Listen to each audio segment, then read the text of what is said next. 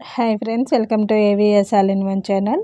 ఈరోజు ఈ వీడియోలో నా ఛానల్కి 1000 సబ్స్క్రైబర్స్ అవడం వల్ల మా ఇంట్లో అయితే బిర్యానీ పార్టీగా చేసుకొని తిన్నామండి. అలానే కబాబ్ కూడా.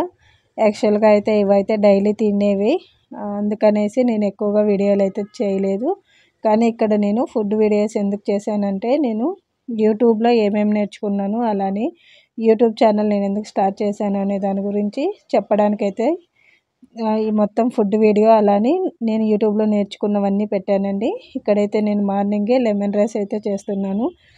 ఇక్కడ లెమన్ రైస్ అనేది కొబ్బరి అన్నము, అలానే గ్లాస్లో లెమన్ కలుపుకున్నామంటే ఈ రైస్ అయితే చాలా బాగుంటుందండి. పచ్చి కొబ్బరి అలానే పచ్చిమిర్చి కొంచెం కొత్తిమీర వేసి మనమైతే మిక్సీ జార్లో స్మూత్గా రుబ్బుకోవాలండి. ప్యాన్ పెట్టి అలానే ఆనియను సాసవులు అన్నీ వేసుకున్న తర్వాత మనమైతే తిరగవాత అయితే పెట్టుకోవాలి. అన్నీ వేసి తిరగవాత పెట్టుకున్న తర్వాత ఆల్రెడీ చూపించిన పేస్ట్ కలుపుకొని మనమైతే వేగినాక రైస్ అయితే కలుపుకోవాలండి.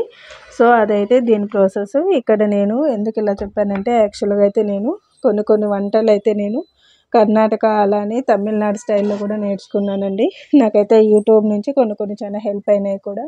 అందుకనేసి నేను ఇవంతా చెప్తున్నాను. కొందరు యూట్యూబ్ ఛానల్ అనేది టైంపాస్కి చూస్తారు కదండి, ఇంకొందరు అయితే టెక్నాలజీ నేర్చుకోవడానికో అలానే మనకు తెలియనివి ఏమైనా నేర్చుకోవడానికి కూడా చూస్తారు. యాక్చువల్గా సోషల్ మీడియాలో ఉన్నవన్నీ కూడా మనము మంచిగానే ఉపయోగించుకోవడానికి చూడండి. ఈ కాలంలో ప్రతిదీ అంతా సోషల్ మీడియాలోనే ఉంది కాబట్టి మనకి ఏం ఇంపార్టెంట్ అనేది అయితే మనము రిసీవ్ చేసుకోవాలండి. ప్రతి ఒక్కరూ అప్లోడ్ చేస్తారు. మనకు నచ్చినవన్నీ చూడాలన్నా కూడా టైం ఉండదు కాబట్టి సో 1 or 2 టైమ్స్ కొందరు వీడియోస్ చూస్తుంటాము, వాళ్ళు నచ్చింటారు, వాళ్ళనైతే కొందరైతే ఫాలో అవుతుంటారు.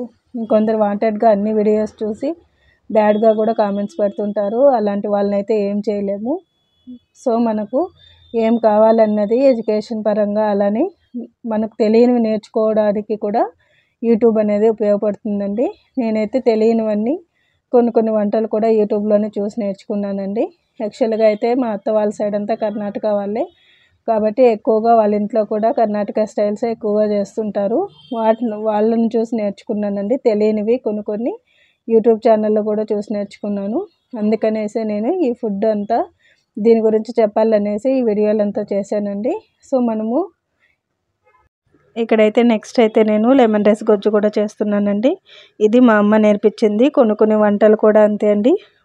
మన సాంప్రదాయంగా అంటే మన ఇంట్లో నుంచి మన తాతమ్మలు నానమ్మల నుంచి నేర్చుకున్న ఉంటాయి కదా, అమ్మమ్మల నుంచి వాళ్ళవి కూడా మనమైతే చేస్తుంటాము. సో అలాంటివి నచ్చినవి నాకు టేస్ట్ బాగా అనిపించినాయి, ఈ వంటలో నేను పర్ఫెక్ట్గా ఉన్నానన్నవి అయితే నేను ఎక్కువగా పోస్ట్ చేస్తుంటానండి. అలానే మ్యాక్సిమం ఎక్కువగా మా అమ్మ అలానే అత్త వాళ్ళ నుంచి నేర్చుకున్నవి ఉంటాయి, తెలియనివి కూడా చూసి నేర్చుకుంటానండి. సో ఇప్పుడు ఇక్కడైతే ఆనియను అలానే పోపు దినుసులు పచ్చిమిర్చి అన్నీ వేసి ముందుగా పౌడర్ చేసి పెట్టుకున్న పౌడర్ని అయితే ఇందులోకి వేయాలి. ఇక్కడ పౌడర్ అనేది శనగపప్పు అలానే ఉద్దిపప్పు జీలకర్ర కొంచెం మెంతి అంతా వేసి పౌడర్ చేసింటాము. ఆ పౌడర్ని అయితే ఇందులో కలుపుకోవాలండి. ఈ రెసిపీ అయితే మా అమ్మ మా చిన్నప్పటి నుంచి చేసేది. అంటే మేము లెమన్ రైస్ అనేది ఎక్కువగా తింటాము. ప్లస్ ఎక్కడైనా టెంపుల్స్కి వెళ్ళినా కూడా ఇంట్లో ఎవరు లేకపోయినా కూడా ఒక 1 డేకి అయ్యేలాగా చేసి పెట్టేదండి.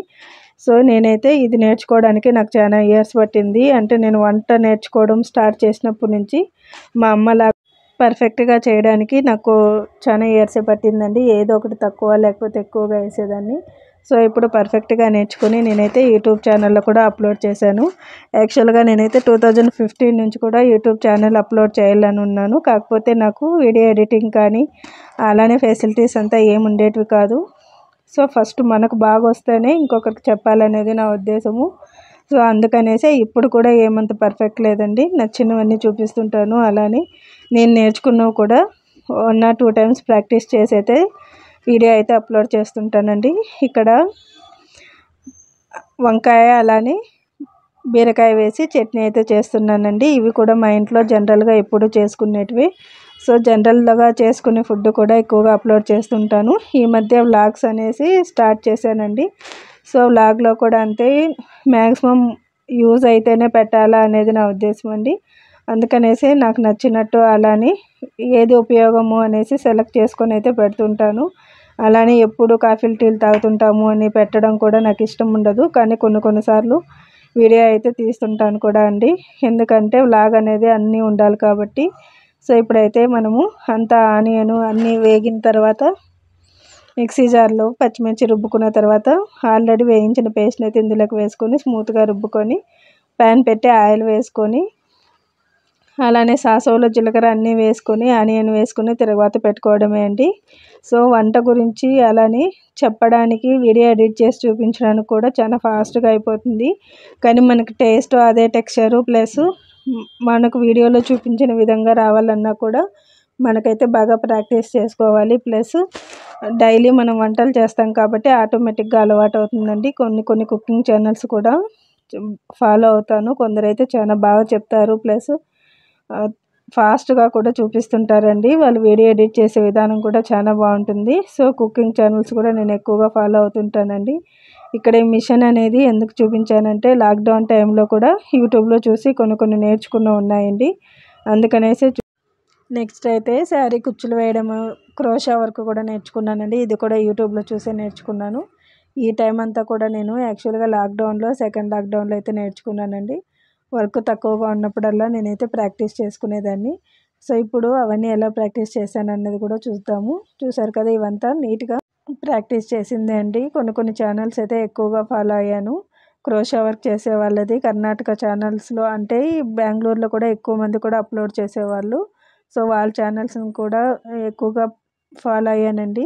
కొంచెం అయితే ఆరి వర్క్ కూడా నేర్చుకున్నామండి. అదైతే వీడియో అయితే డిలీట్ అయ్యింది. సో నేనైతే అప్లోడ్ చేసేదానికి కుదరలేదు.